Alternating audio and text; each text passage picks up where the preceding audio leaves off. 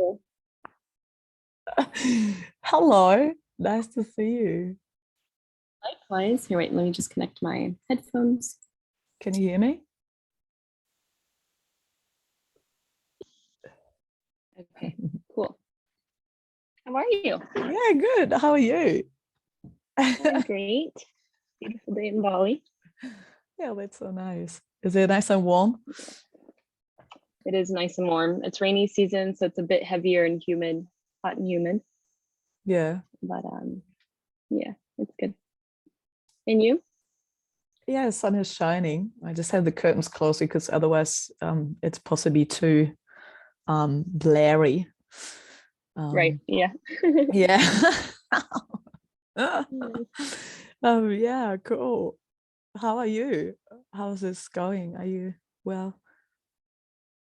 Yeah, super well. Honestly, Bali has been such a blessing Yeah. during COVID times. And yeah, especially focusing on my business and it's my passion. So I'm just super grateful to be working in my passion. And um, yeah, it's just, I'm really fulfilled as well. It's just incredible, incredible work. I Yeah. feel, yeah, and it's just amazing, especially in a time when fertility has gone down so much. In the last like 50 years, it's gone down like half.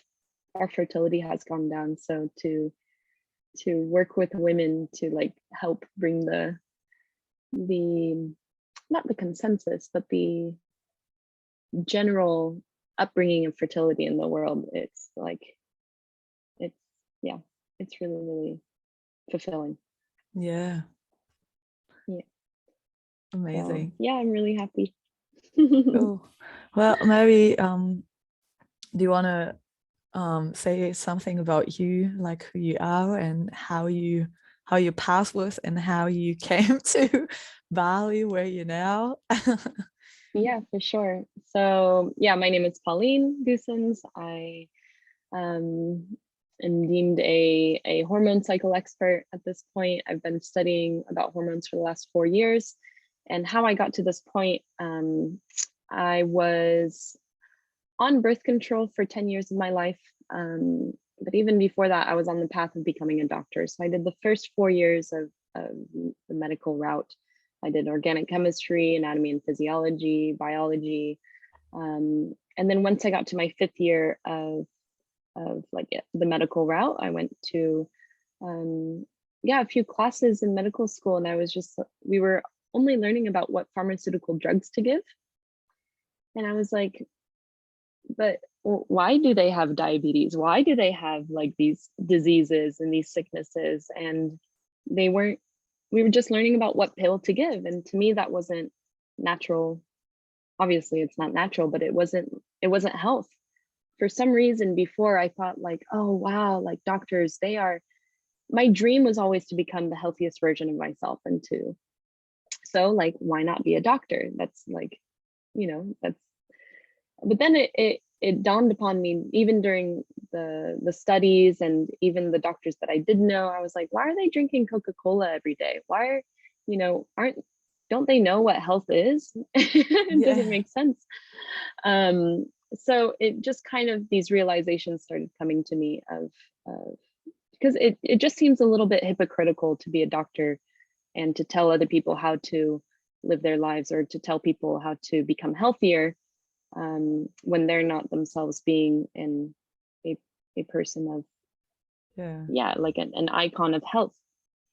So once we were learning about what pharmaceutical drugs to give, I was just like, I'm out. This is not health. This is, it's literally just Treating. keeping, yeah, it's treating symptoms. It's just covering up symptoms so that, they're just gone for now, but it's not treating the underlying root cause. Yeah.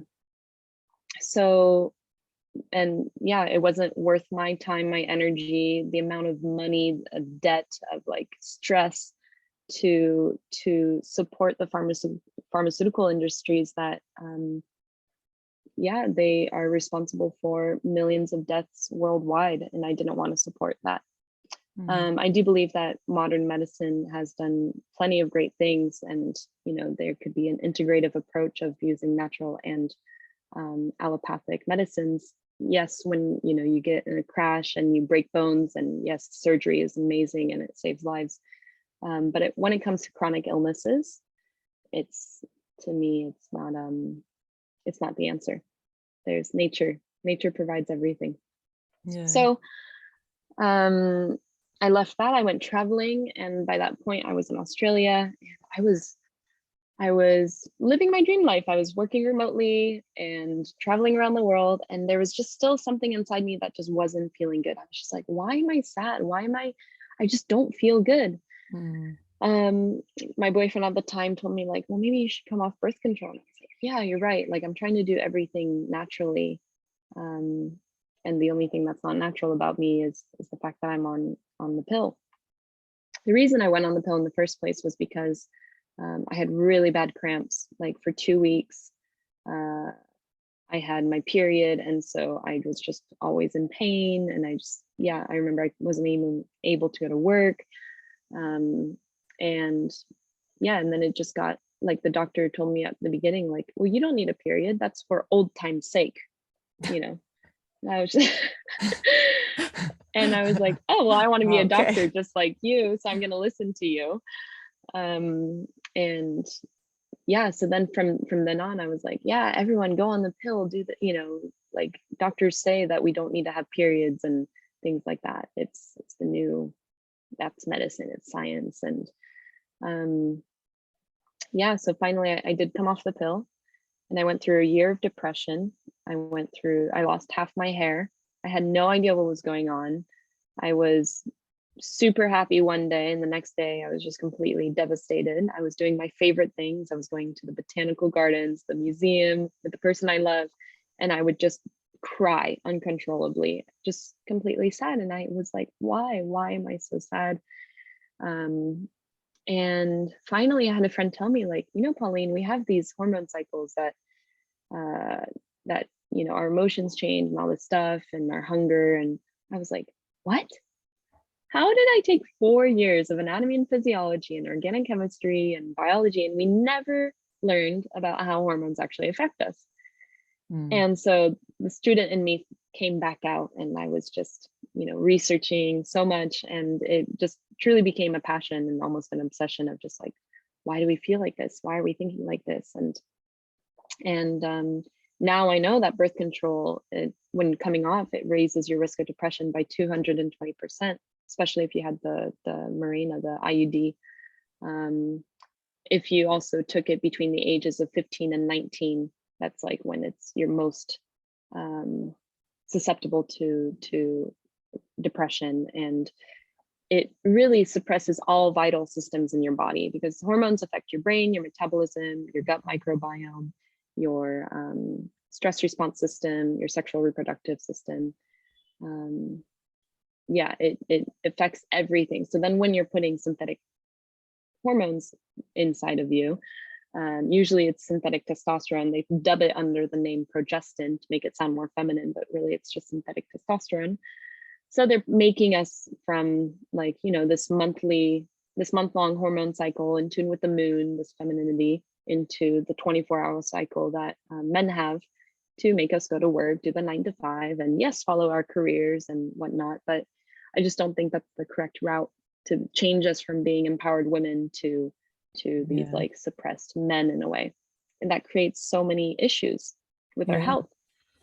So it stops us from our brains from developing correctly. It stops our bones from strengthening. So many women will get osteoporosis after being on birth control.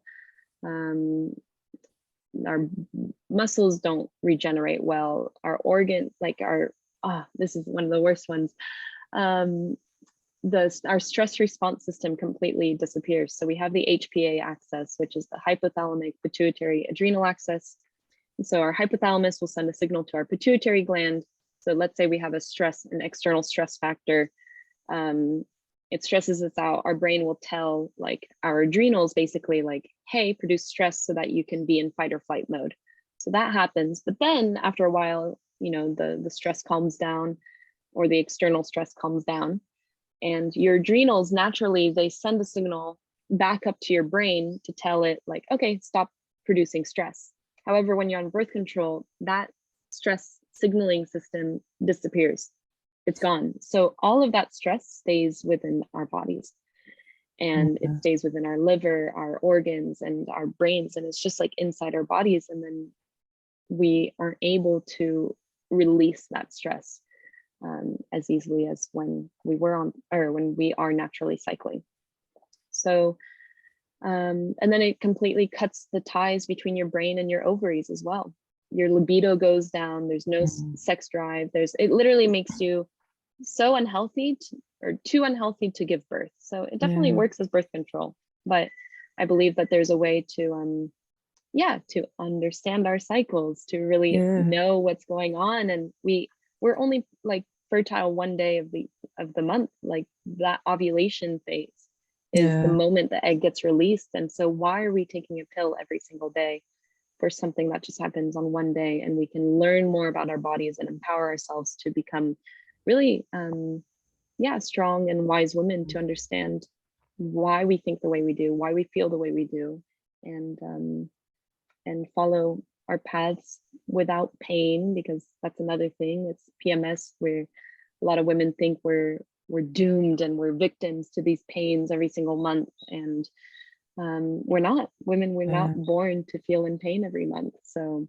PMS is abnormal. They are just symptoms to tell you like, hey, something's off. Our hormones are imbalanced, and you need to do something. Like it's your body screaming at you to be like, hey, I have acne, I have bloating, I have hair loss and anxiety and depression. Like something needs to happen. So when you don't feel good, it's a signal to your body or to your mind, like, hey, take care of me. So would you say like PMS in taking the pill and not taking the pill? Like, do you think there's like a difference between the reactions to, whether you're on it or not? Right. So with the pill, you're constantly in the phase of PMS. So it puts you in the luteal phase, or mimics the luteal phase. We have 4 different phases in a woman's cycle. We have menstruation, and then after menstruation, we have the follicular phase, which is when your follicles are maturing an egg. And then we have ovulation, when the egg gets released. That's your fertile time.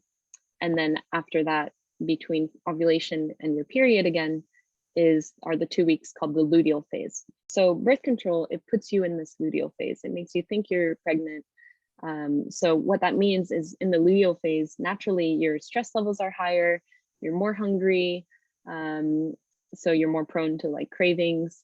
You will gain weight during this time. We need to eat 200 to 300 more calories. We're more sensitive, we tend to be more irritable. So all of these things. So that's happen. in the time from PMS? That's the luteal phase, yeah. And so PMS is premenstrual symptoms or premenstrual syndrome. So with the pill, you're constantly in that phase. You just have a 24-hour cycle of that phase where you're constantly more stressed and hungrier. However, again, like when you're not on birth control and you're taking care of your body and your mind, and your stress levels and things like that, and your food that you eat, then you don't feel this PMS. You don't get cramps, you don't get bloating, you don't have digestive issues and whatnot. So how would you do that?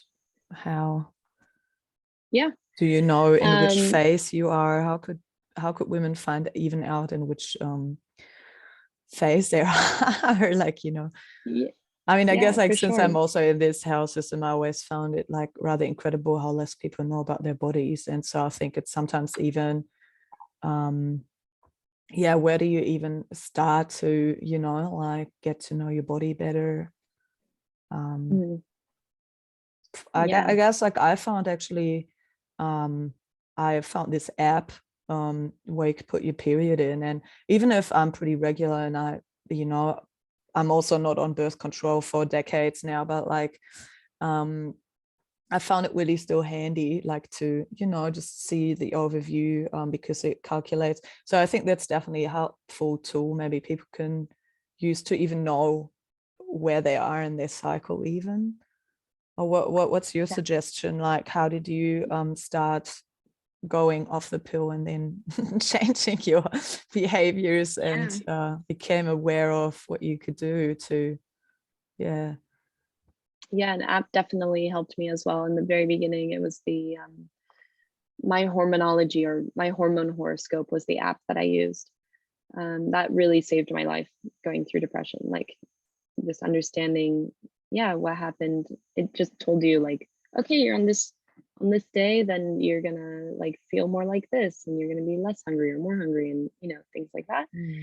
And then I just started, it got to a point where I was like, okay, like, I don't need to look at the app anymore. I understand. And I was just doing a lot of research. So for me, it was understanding it. I call it hormone cycle awareness, just understanding where you are in your cycle and how that affects you. Like, for instance, remember I said, like, oh, one day I was really happy and the next day I was really sad when I was going through my depression.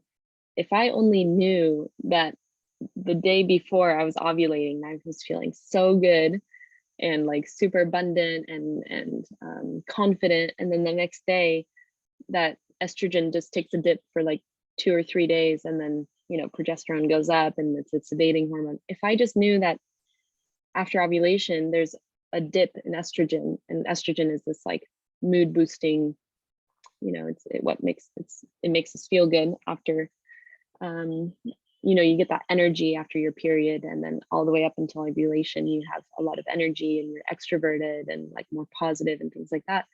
So now I know, like, oh, don't attach myself to those thoughts, or like, I just have a mood dip, it's okay, just take time. It's going from like extroverted to introverted, and just take that space and time, and don't blame other people. Don't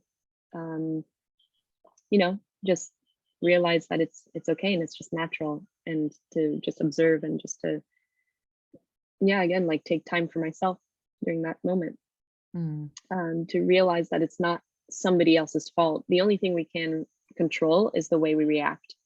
So yeah, at the time I had no idea that one day I could feel really happy and then the next day I could feel more sad, or there's just a significant drop in your mood. Of course, when you're fertile, like, that is the moment that, like, our entire cycle is like based off of. It's the vital sign that you're healthy is having this ovulation. You are healthy enough to have a baby, and that's just the whole meaning of life. It's what plants do as well. They like bloom their flowers just so, like, they can become as beautiful as possible. And that's for women as well. Like, we become as beautiful as possible. Our faces become more symmetrical. Our boobs become perkier. We become more feminine. Our voices become more feminine, just so we can be as attractive as possible to find a mate. And this all happens on a subconscious level. And so this is exactly what nature does too, what flowers do, what, yeah, the plants do, and animals. And so we're nature. And so how we can become, or we can understand our cycles, definitely helps you become more imbalanced, more in balance. And with that, we need to also realize that most research was done on men. So like 90%, 95% of research was done on men. They're easier to do research on. They have a 24-hour cycle. They can come in at 3 o'clock every day and test their hormones. And then, they're good to go in 3 days. However, with women, it's like, okay, come at day 10 of your cycle. Okay. And then the next day 10 of your cycle is a month later, and then a month later. So it just takes a lot longer to do research on women. It's more expensive, and yeah, as well. So it's understandable that they only did research on men. However, it's not functional at all when we have half the population of the world are women. So now there's a lot more research being done on women. We're realizing, like, okay, we need different nutrients at different times in the cycle. One really obvious one is we're losing blood when we're menstruating. So what's in blood? It's iron. It's also magnesium and zinc. So we need to be eating iron, magnesium, and zinc when we're menstruating. And then after that, when our estrogen rises up until ovulation, we need more omega-3s. And then when we are ovulating, we need DIM, which is a compound found in like broccoli. We need phytoestrogens. That way we can detox any excess estrogen. Because when we have too high of estrogen, that's also what can create PMS symptoms. So our livers are what metabolizes our hormones, and our liver needs to metabolize our hormones by the end of the cycle to then get our period again. So a lot of the times, if you have too long of a cycle, for example, like more than 30 days, then it means you're producing too much estrogen and your liver's in overdrive, trying to like basically go through these hormones and metabolize them. So if we need to help our livers, we need to help our organs through food as medicine, and eating things like phytoestrogens, which are plant-based estrogens. This is another thing too. We always hear like, is soy good? Is it bad? Like, does it add estrogen or take away? So it's different in men and women. In men, it adds estrogen, but in women, it takes away estrogen. Except for the case of menopausal women. For menopausal women, they go into this 24-hour cycle. They're no longer reproductive. So then it adds estrogen for them. So for women in their reproductive years, it takes away estrogen, and the good time to do that is during ovulation, because it helps detox any excess estrogen. It basically takes the place of our natural estrogen. And so our natural estrogen can't go into its receptors. So then that gets detoxed. I wouldn't do that during menstruation, for example, because menstruation, that's when our hormones are the lowest. So I want my own natural estrogen to start picking up and yeah, producing itself versus blocking my receptors with a phytoestrogen. So then once we're in the luteal phase, our hormones think we're pregnant. During ovulation, our egg got released, and it's crossing their fingers to hope in hopes that we got pregnant, even though we're mentally or physically or emotionally not ready to have a baby yet. Like our hormones just really are trying to get pregnant every single month. That's the whole month-long hormone cycle. And so in that luteal phase that I talked about before, that's when our hormones really try, and that progesterone rises. Progesterone is the baby carrying or inducing hormone. It sedates us. It makes us more hungry because now we potentially have a baby. So we need 200 to 300 more calories, and we need healthy fats and slow burning carbs. So like sweet potatoes, pumpkins, avocado, olive oil, these are really good fats for our brain to function. So even if you ever feel like you have brain fog, for example, between ovulation and your period, you need to eat. Like just have snacks, and make sure that these are good snacks, like nuts. These have the healthy fats. We do not want to be depriving ourselves of calories of food when we're in this luteal phase.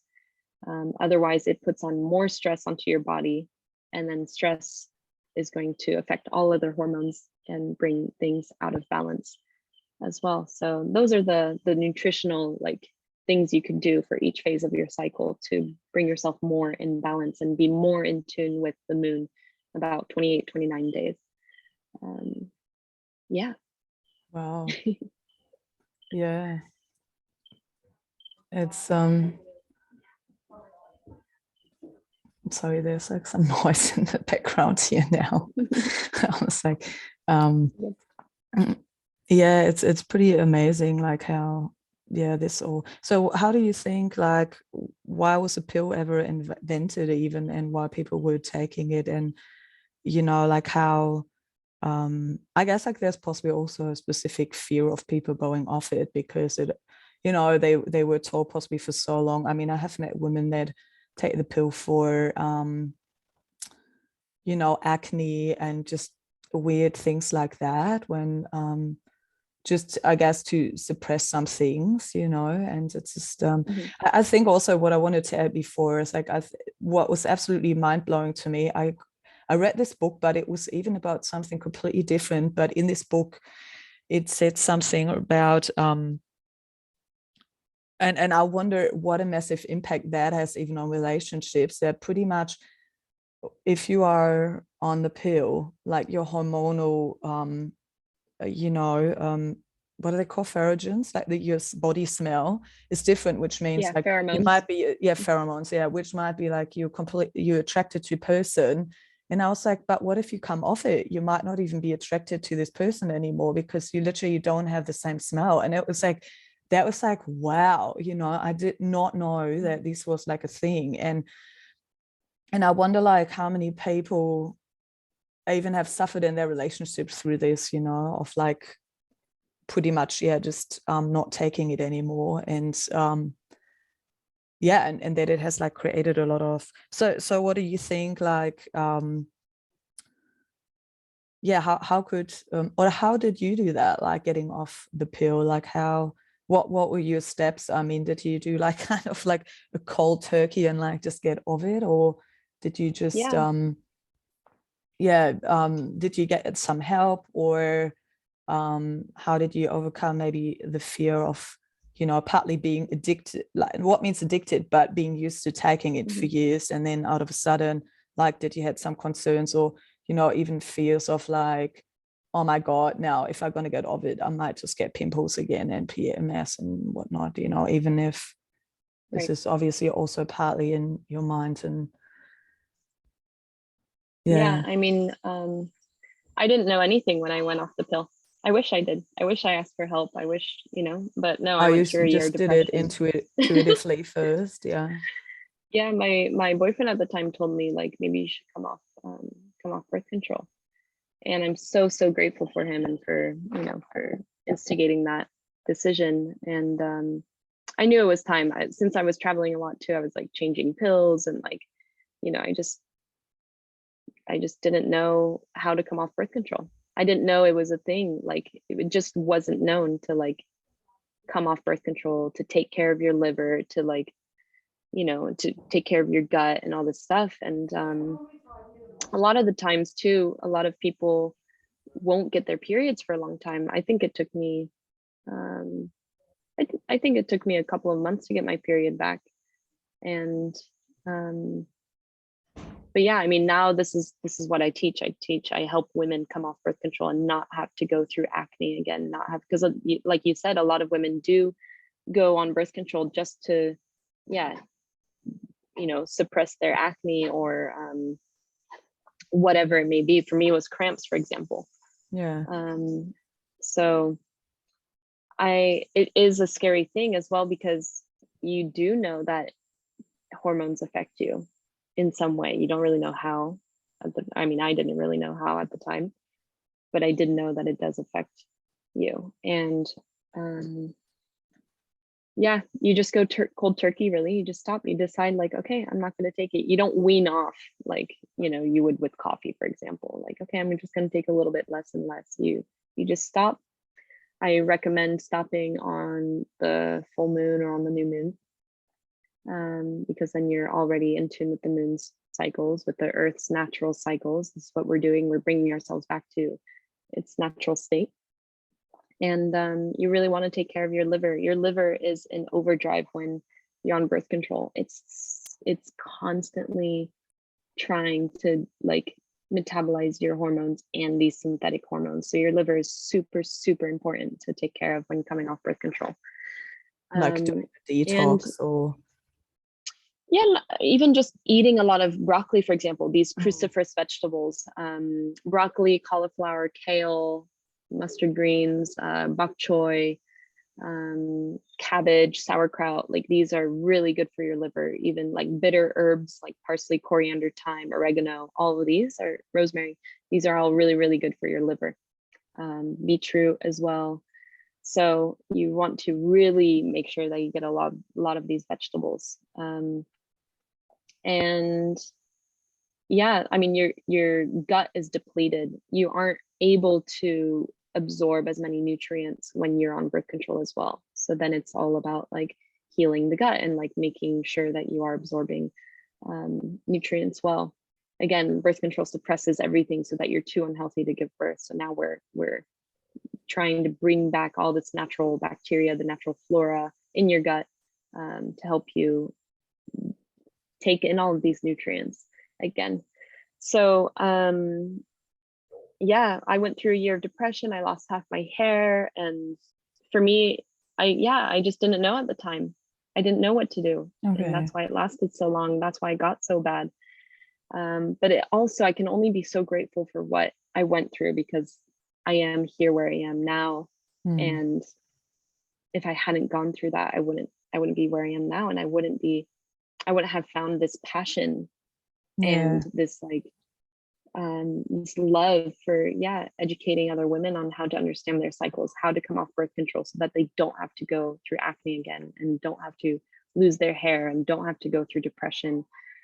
Because it is a very big, scary step of just like, oh my God, who am I going to be? And then even when, like, yeah, your pheromones change. So at the time I was dating my boyfriend, I was on birth control, and then I went off birth control, and then I still love him so much.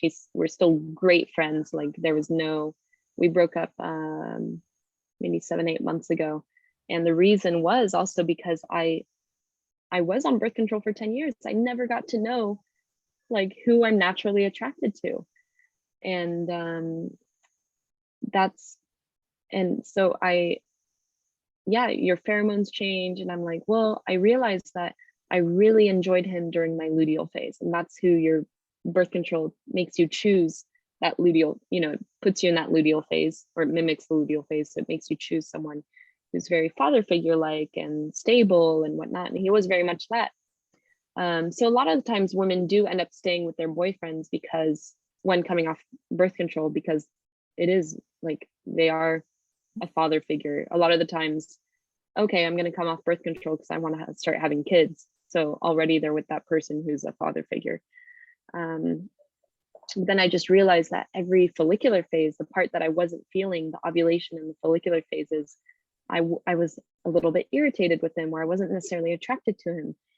And I was like, why is that? It seems to be a pattern that every follicular and ovulation phase, I'm not like wanting, he wasn't my person.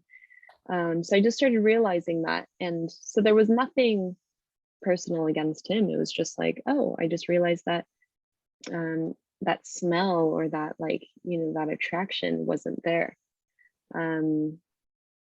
So I didn't want to necessarily be with someone that I only enjoyed half my cycle. I want to be with someone who I enjoy every phase of my cycle. Yeah. And he very much understood that too. I'm just like, okay, yeah, like I understand, and I do want to have kids. And but I was, yeah, just very curious to see who I was naturally attracted to. So either that brings me back to him or somebody else. But yeah, it definitely does it does change your sense of smell. And we do have different attractions at different phases of our cycle. In the beginning of our cycle, we're wanting some more adventure and spontaneity and masculinity, and like yeah, that vibe. And then the one that's going to help you in your extroverted social phase. And then once you're in your introverted phase, you also want someone who's stable and makes you feel safe, because you're now like your hormones think you're pregnant, so you want this father figure. Like, So what do you mean with father figure? Like someone that is a good father for your children, or that reminds you to your own father? mm, probably both, Both, honestly. yeah. Yeah. Mm. um Definitely a father to your children. Someone who makes you feel safe. Yeah. There's a list of things of needs in our lives, and one of the first ones is to feel safe. So Yeah. do you feel safe with this person? Is it Mm. someone that, when you're in times of trouble, that person can, like, that masculine energy is going to make decisions of just like, okay, this is what we're going to do for our Yeah. family and keep you safe. So that's So what are the four phases? And so maybe if you can go through the four phases, and also Mhm. to maybe say a bit, like, or talk about what you're doing to support yourself or support other women, like what would be the solution on how you can support yourself, as much as you want to share, obviously, because then I can also add your homepage and everything you do in there, Mhm. notes. And yeah, but maybe Yeah. you can share a bit so you get an idea of what it looks like, or Yeah, Because for you were sure. talking about before, you know, nutrition and movements and yoga and Hmm. yeah. So if you want to share a bit of that. Yeah. So the 4 phases, yeah, like I mentioned before, we have menstruation. You can think of it as your inner seasons as well. So menstruation is your winter phase. It's cold, so you want to be like warming yourself up. So with like these nutrient dense foods, you can do cooked foods most of your cycle. Only during ovulation, when like your immune system's the best and or the highest and like all these things, that's a good time for your digestion to handle raw food. But yeah, in the winter, spring, and autumn months or seasons, you would eat cooked food. It's just a lot better for women's digestion. And of course, everyone is going to be a little bit different, but just notice, and it's all about awareness. So this is just a general rule that yeah, during the winter months, you want to be eating nutrient dense iron, magnesium, and zinc sources of food. So whether you're vegetarian, vegan, you eat meat, like just make sure you're getting iron, magnesium, and zinc during your menstruation. And then you go into the spring, into the follicular phase. That's your spring. That's your the time when estrogen's rising. That's like your growth. Um, it's yeah, that time when like everything's starting to blossom. And so this is the gut healing phase. It's also the time when your muscles regenerate and recover quicker. This is your muscle building phase. This is the time to like strengthen, to grow. And so this is the time to go to the gym, to do weights, to do cardio, to do higher intensity workouts. And to be social as well. Your hormones want you to be social. So please your hormones by like going and meeting new people. And that also builds your immune system by exchanging like bacterias and like, you know, don't necessarily wear a mask, like help yourself gain these, like build your immune system basically. I'm not saying like go make out with everyone, but just, talk with people and, touch people. Like it's so good to exchange. We are covered in bacteria, like millions and trillions of bacteria on our skin and our bodies. And so we want to be touching soil. We want to be getting dirty, and that's what builds our immune system. And then we are ovulating, and during ovulation is your inner summer. So that is the time to shine. That's like when you are, yeah, fertile. And that's the time to be like, okay, everyone look at me. Your verbal skills are best. You're like, everything's symmetrical. And that's the time when you're less hungry as well. So the more you're fertile, the less hungry you get. And this is the time to do a detox. For example, if you want to do a cleanse or a detox, this the like end of your follicular, end of your inner spring into the summer, that's the time to do a cleanse or detox, because one, you're naturally less hungry, and two, that's your time of like when your digestion is working best and immune system and all this stuff. So finally, and this is the time also when your joints are more susceptible to injury. So if you're doing yoga, for example, you don't want to be doing really strenuous poses on your knees or your shoulders, because high estrogen makes your joints swell. So we want to be doing really grounding, firm poses like plank or chair pose, or where you hold a pose in a stagnant position for a while, like a strong pose. And then once we go into the luteal phase, your inner autumn. So your inner autumn, again, we go back to eating cooked foods. Curries are really good. Like you want warming spices and healthy fats and sweet potatoes, things that are going to be slow burning carbs. If you're going to eat a piece of cake, for example, or bread, that's going to spike your blood sugar levels and then give you a crash, and that throws your hormones off. Your blood sugar levels and your stress are more like, let's say, easily affected. Whereas when you're in ovulation, everything's on point, and so you can have a piece of cake, that's not going to affect your blood sugar levels as much. Whereas before your period, that's going to affect your blood sugar levels. So you want to be eating warm foods and slow burning carbs, so that it gives you this like slow burning energy throughout the day. Movement wise, you're in your flexible phase. So, and then again, your hormones think you're pregnant. So this is the time that we want to be doing things that de-stress us as much as possible. So this is, yeah, yoga and like dance and really moving and getting into your body, into your joints, and doing things that are less strenuous.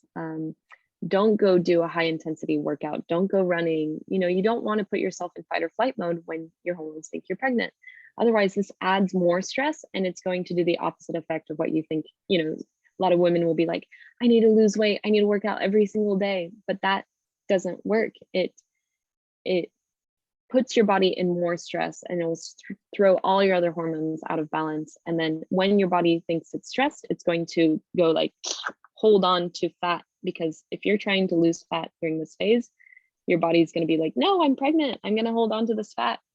And so it does the opposite of what we, learned, of course, from all the research done on men, that they can do the same workout every single day, but it just doesn't work for women like this. So we need to change our workout routines, our yoga, our nutrition throughout each phase of our cycle. And even with yoga, what's so beautiful is that our hormone glands are the chakras. It's just that the Indians use the word chakra for energy center for thousands of years, and Western medicine, we say hormone glands, but they are the same thing. They are one and the same.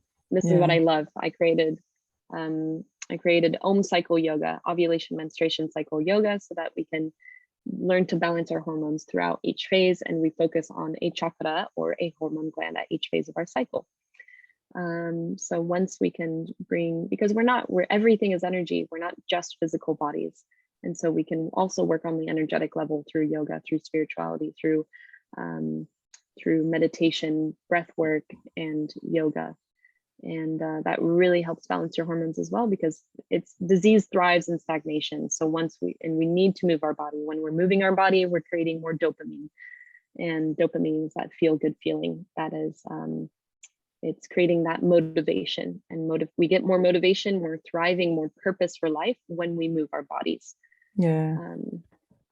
So yeah, I think, the top two main things to balance your hormones are going to be through nutrition and through stress management. And nutrition as well, one super important thing is to try to eat as organic as possible. Pesticides, they destroy the bacteria in the soil. They're going to destroy the bacteria in your gut. We are natural beings. So whenever we use synthetic things, synthetic products, that's going to affect our hormones. So try to be as natural as possible, eat natural. You can get rid of the white diet, the dairy, flour, and sugar.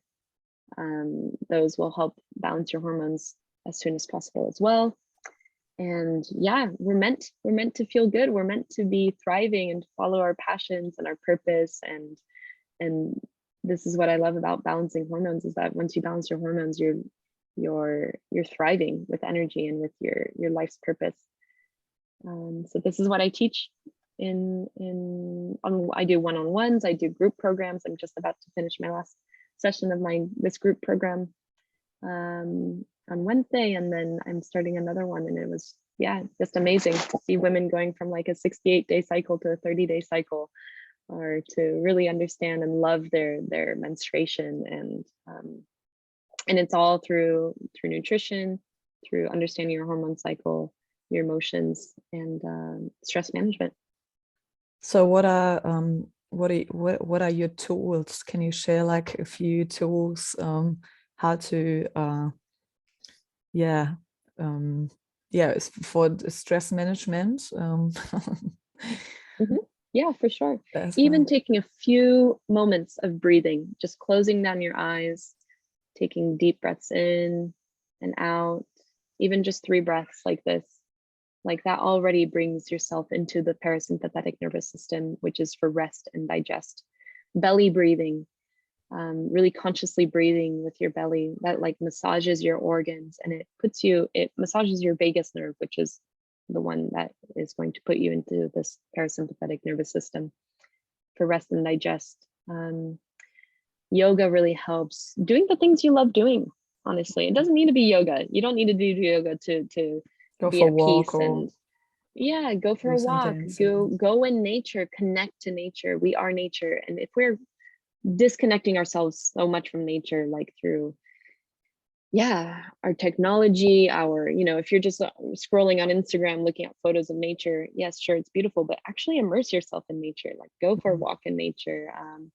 And yeah, follow your cycle, eat well, eat natural. These are the tools, honestly. It's just being in tune with your inner cycle. um, Stress management, yeah, it could be anything from yoga, from meditation, to just closing down your eyes and just taking 3 deep breaths. That's super simple, just to calm down your mind. Yeah. And to realize that, yeah, we have over 6,000 thoughts a day, and most of them are hormonal. So this is what's so great about understanding your hormone cycle, where you are, is because then you understand, like, okay, that wasn't necessarily my true self, my true like being, but it was my hormones. So you realize that your hormones are your ego. They are just trying to make you survive and reproduce. They have their own agenda. But Mm. then, whenever you're thinking about sex or food, that's your hormones. So you can really like understand what yeah, what is Yeah. your hormones, and what is And so if the you do purpose. like a one-on-one session, how does that look like? Like, are you doing an assessment of where women at in their lives, or Mhm. yeah, how does that look like? Maybe you can just say a few words. Yeah. So, for anyone interested in working with me, usually the first step is to book a discovery call. So you can go to balanceyourcycle.com, and there I have an ebook, a 13-page guide that tells you like all of these things of what foods to have at each phase, what exercises are good for each phase, um, and like yoga, even like what chakra or what hormone gland to focus on for each phase. And then I also have another link to book a discovery call. So that we will spend about 30 minutes or so um, talking about what issues you're going through. Like, are you having acne? Are you wanting to get off birth control? Like, what are these things? What are the issues that you're going through? And then we talk about how you want to feel, like what your goals are. And then we see if there's like, if I can help you, because I also want to be working with someone that I enjoy working with. So um that to me, It's willing and it's can I open. help you, or yeah, it's open for both of us. And then I offer I share what my offers are. So it can either be a 2-hour session, it can either be a one-on-one session. Usually it takes 3 months to balance your hormones. So if you're coming off birth control, it's good to work 3 months together. If you're wanting to try to get pregnant, I also work with women trying to get pregnant, boosting their fertility. um, so it's usually 3 months. We meet up once a week for about an hour and a half, and we go through yeah, your lifestyle, how we can do simple little changes. And then I also do group programs. And so if you like or enjoy this like supportive sisterhood of understanding that you're not alone, and that we're all in this together, and that yeah, it's really beautiful seeing what a sisterhood brings. And so we have like a group chat, and we're meeting once a week, um, and I go through. I have guest speakers come on, nutritionists, Ayurveda practitioners, Chinese medicine practitioners, um, inner child, sex coach, like all of these things that help you really feel empowered and really um, have the tools to understand yourself better, so that you can really give yourself um, the best, because you deserve the best. So Yeah. Nice. yeah. Amazing. Well, that Hmm. was a good finish sentence, I think. Yeah. Of Yeah. Thank you. yeah, thank you so much for your time, Thank you, Lena. and Of course. Thank you very much. yeah, for sharing your insight. Yeah, I'm just gonna stop the recording, and then we can just chat still. Let me see how I chat. Stop this.